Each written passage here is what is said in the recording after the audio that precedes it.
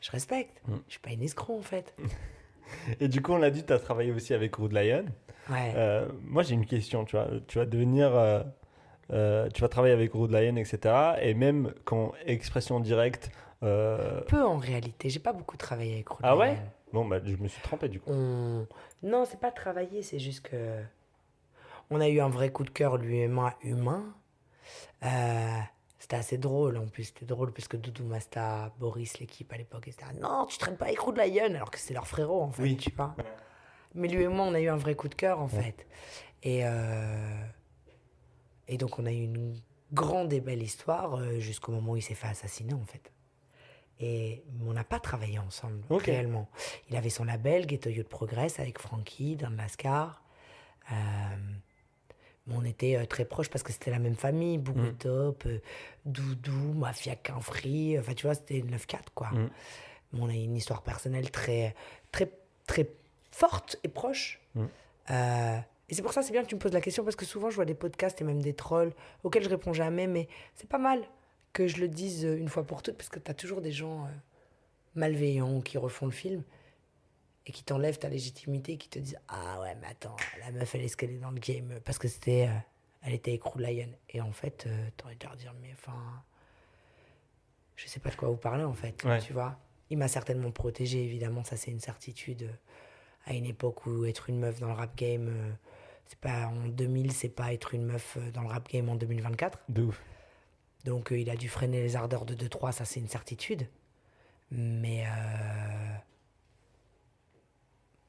il s'est fait assassiner de cette balle dans le corps avant même qu'on ait pu faire un projet ensemble, en Ouais. fait. Mm.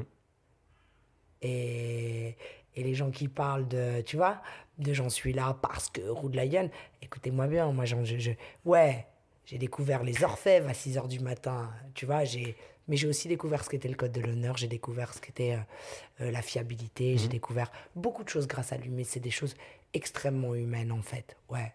Et c'est vrai qu'après, moi, j'ai pris le relais sur son groupe Expression Directe, qu'il produisait, qu'il manageait. Mm. Et à son décès, effectivement, j'ai repris le management d'abord de Kurtra et ensuite d'Expression Directe. Mais Kemar et moi, on n'a jamais vraiment travaillé ensemble. D'accord. Ok. Voilà. Ok, ok. Merci pour la précision. Et du coup, Et c'était... c'était une très très belle personne, c'est- au-delà de tout ce qu'on peut dire de lui. C'est l'une des personnes les plus remarquables qu'il m'ait été donné de rencontrer.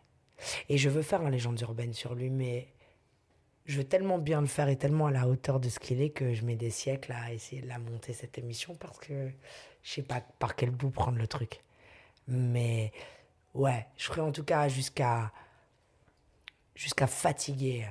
Je ferai tout pour honorer sa mémoire. Parce qu'en tout cas, c'est quelqu'un qui intellectuellement m'a beaucoup influencé en fait.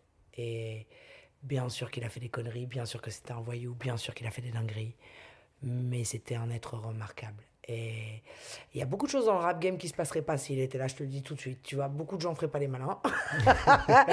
Il y a des... et voilà. Bah, je te Mais il est remercie plus pour là, ce... mais moi je suis un peu son héritage en fait. En Ouais. tout cas, je pense que chaque personne qui a été proche de lui se doivent d'honorer sa mémoire parce que c'était un très très grand monsieur. En tout cas, tu le fais très bien. Merci pour ces mots. J'essaie. Tu lui rends très bien hommage. Comment ça s'est passé du coup l'aventure après avec Expression Directe? Qui n'était pas un groupe facile non plus. Ah